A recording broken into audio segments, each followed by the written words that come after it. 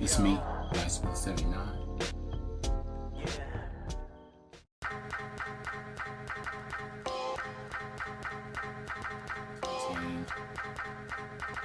A bunch of PS1 games. I can just walk in and out of thrift store.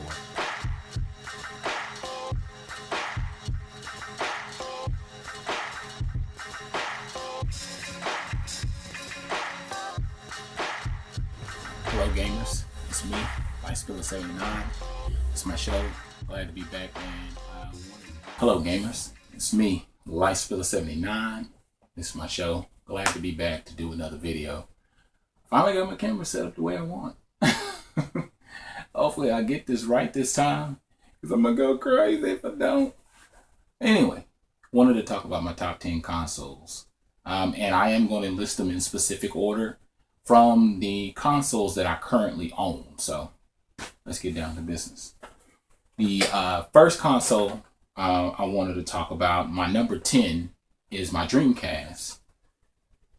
Now, my Dreamcast actually was a system that I didn't really know much about.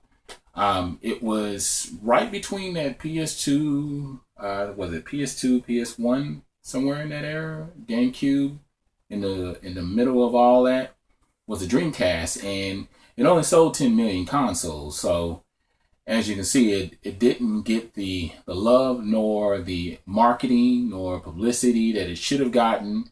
You know, it was very innovative. It had all the nifty ideas. It was one of the first consoles to do DLC online. Without this console, we would have never had the online suggestion for the PS2, maybe eventually, but this is the one that kind of catapulted the idea of using online. So it was very innovative. I think it did about 200-300 games for its console time. So I'm still in the midst of building. I do have some pretty awesome titles, but this system is harder to collect for, being that there was only a small range of the actual systems sold out there. So collecting is kind of challenging, especially in my state where PS2, Xbox, Nintendo, anything dominates. All the other systems, they come like in 5th or 6th place as far as what's suggested on what you should play. My number 9 is my Sega Genesis, the Model 2 that I actually got this one about a year and a half ago, and I'm pretty proud of it. I love it. It's down at the bottom or close to the bottom. Reason why is because it's just now starting to get more playtime out of me. I just recently picked up an AV cable for my Sega Genesis, so now it's getting a little bit more playtime, because I was using like a RF, I think it's like a RF adapter, the old school one where you had to screw it in the back of your TV, and I didn't like the reception, and basically it didn't end up getting any real playtime from me. But now that I got my AV cable, I've actually been plugging it in a lot more, been putting in a lot more time. It's been getting because I get a clearer reception. But Sega Genesis, man, this one goes back for me. Probably, I was thinking about this today, probably about 91, 92, something like that. I'm trying to think right around the same time of the Super Nintendo era. You had the Sega Genesis out. Of course, you had the Sonics, and then Golden Axe, and any old Ninja Spirit, not Ninja Spirit, but Shinobi. I couldn't even think of it. Kid Chameleon. There's a lot of great titles that was released on this, but it just wasn't my system. Funny thing is, the discussion that we had on the show and tell was systems that you pretty much were raised up on, or one of your first systems that you got, you were a little bit more partial to that. And see, I actually didn't own my own Sega Genesis until later on in my adulthood. I didn't get one probably until about 10 years ago, something like that. And then my wife threw it away, not knowing that I was trying to collect. But one of my favorite titles that I have to say is Strider. Like, really, hands down, that and Sonic Sonic 2, they have a special place in my heart. Now my number 8 would have to be my GameCube, and this one was hard to choose because it was tough between several other systems, because this one actually, and I got the silver one with the silver controller, and I actually have 4 controllers. And I got my little memory card in here. I have picked up some really great titles over the last year or so. I believe picking this up last year. The GameCube, I did have it several years after it came out, and I just happened to go to the pawn shop, and then yet again my wife got rid of it. I had it back in like, I think 03, 04, something like that, and had it for quite some time, and she got rid of it up till last year when I bought it again, and I actually got it for like $30.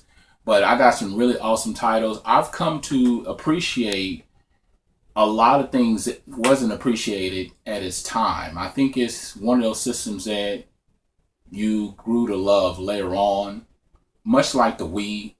That was probably a system that I came to appreciate after its life cycle. So yeah, this is definitely my number 8, and I really enjoy this.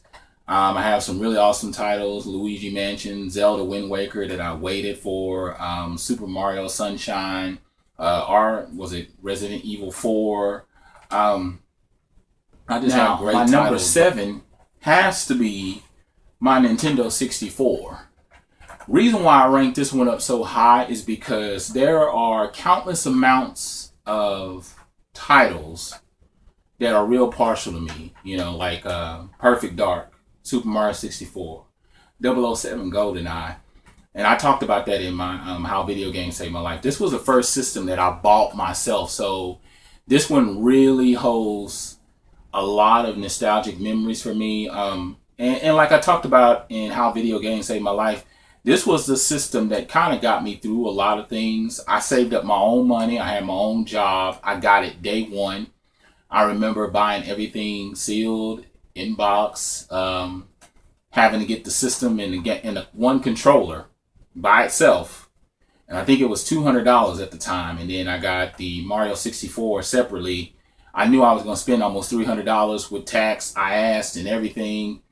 I don't even remember pre-ordering. I don't know if I pre-ordered or I just had the straight cash, and I just went in store and purchased it day one and had it for several years. And this one definitely holds a big place in my heart. There's a lot of really, really awesome titles that just takes me back. As soon as I pop them in, I just go back to that good time in my life where a lot of things were just going on that was just chaotic, and this one just kind of helped me out, and like countless amounts of people that I've talked to, video games did serve a good purpose and kept me in a place where I studied and focused more in school, and and as soon as I was done, I went right to playing my Nintendo 64. So yeah, this is definitely my number 7. Now my number 6 actually came as a surprise to me.